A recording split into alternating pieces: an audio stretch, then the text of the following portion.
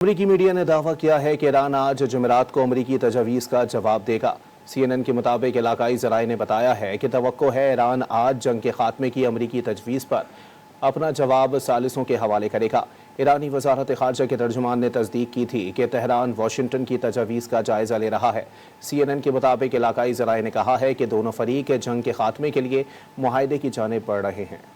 अमरीकी मीडिया ने दावा किया है कि ईरान आज जुमेरात को अमरीकी तजवीज़ का जवाब देगा। CNN के मुताबिक इलाकाई ज़राए ने बताया है कि तवक्को है ईरान आज जंग के खात्मे की अमरीकी तजवीज़ पर अपना जवाब सालिसों के हवाले करेगा। ईरानी वजारत ख़ारजा के तर्जुमान ने तस्दीक की थी कि तेहरान वाशिंगटन की तजवीज़ का जायज़ा ले रहा है। CNN के मुताबिक इलाकाई ज़राए ने कहा है कि दोनों फरीक जंग के खात्मे के लिए मुआहदे की जानिब बढ़ रहे हैं।